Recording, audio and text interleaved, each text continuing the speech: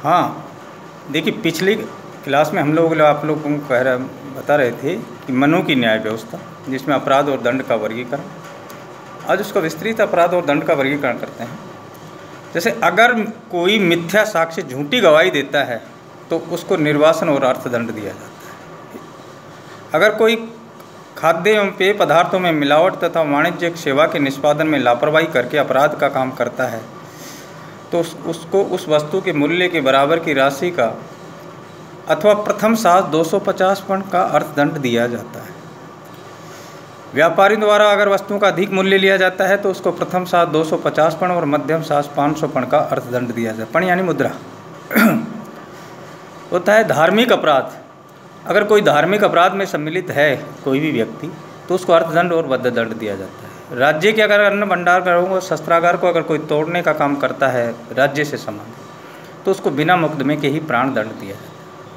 अगर कोई चोरी में संलिप्त है तो उसको मध्यम सास 500 पण और उत्तम सास 1000 पण का अर्थदंड दिया, यानी आर्थिक जुर्माना दिया जाता है।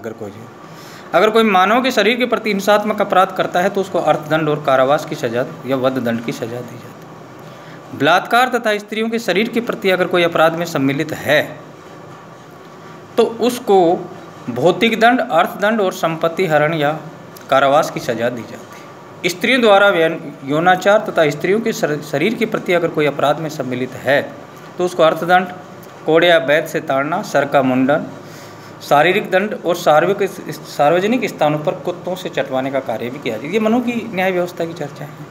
हालांकि आज के ज़माने में चीज़ें नहीं हैं, परंतु उस समय की बात करें। संपत्ति की अगर कोई चोरी करता है तो संपत्ति के मूल्य से 11 गुना का अर्थदंड और हाथों का काटा जाता है। इसके अलावा अगर कोई धोखाधड़ी में सम्मिलित है तो अपराध की आवृत्ति अगर तो वध दंड या भौतिक दंड दिया जाता है। अगर कोई जेब कतरने में सम्मिलित है, अपराध की आवृत्ति के अनुसार अंगुली काट लेना और उसके हाथ पैर कटवा लेना और वध दंड ये इसमें सम्मिलित है। अगर ऋण का भुगतान कोई नहीं करता है तो उसको अर्थदंड दिया जाता है। दूसरे के धन को अगर कोई अपना घोषित करता है तो अपराध की स्वयं की संपत्ति के 8 मास का अर्थदंड दिया जाता है, यानी 8वां हिस्सा उसका अर्थदंड। साक्ष्य देने के लिए अगर कोई उपस्थित नहीं होता है तो उसको अर्थदंड और भौतिक दंड दिया जाता है। अगर कोई धरोहर देने से मना करता है तो उसको अर्थदंड दिया जाता है।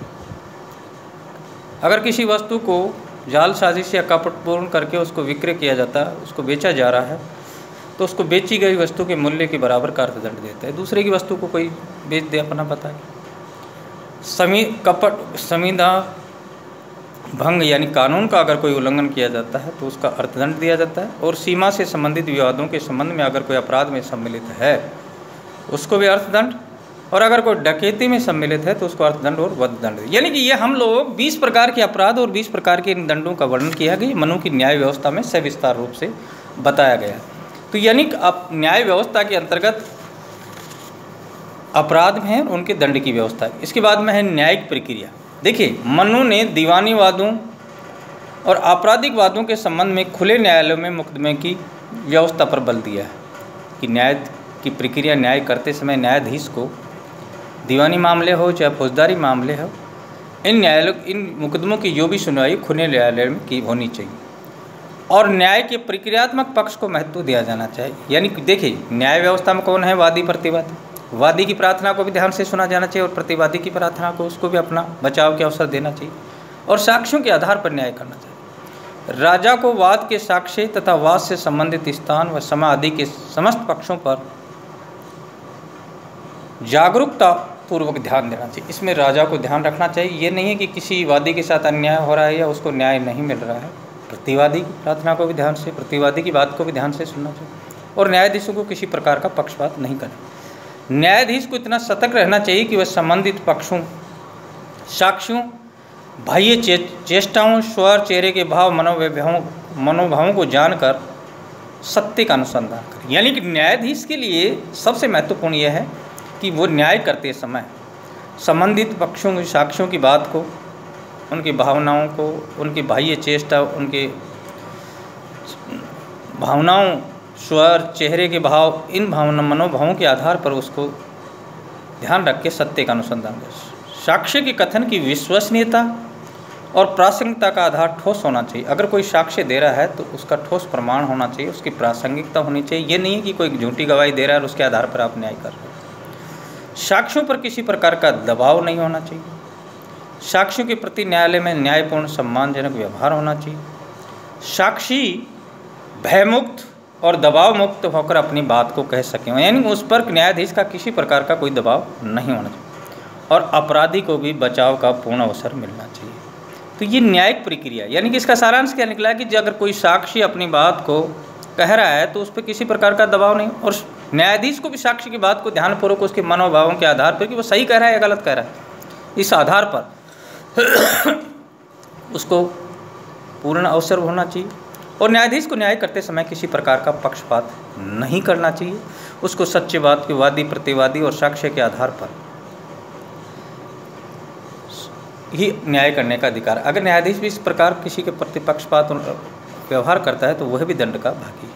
तो यानी कि मनु की जो न्याय व्यवस्था है, जो न्याय प्रक्रिया है, जिसके अंतर्गत हमने आपको मनु की न्याय व्यवस्था के अंतर्गत जो मनु की न्याय व्यवस्था है उसमें शासक की न्यायिक शक्ति और उसकी मर्यादाओं का विस्तृत विवेचन किया है कि राजा का अंतिम शासक को अंतिम अधिकार है कि वह न्याय करते समय अंतिम न्यायिक शक्ति राजा में नहीं थे। राजा न्याय व्यवस्था के लिए न्यायपालिकाओं में न्यायाधीशों की नियुक्ति करता है और न्यायाधीश ज़्यादातर ब्राह्मण, क्षत्रिय, वैश्य वर्ग में से, विशेषकर ब्राह्मण वर्ग को इसमें सम्मान दिया गया है।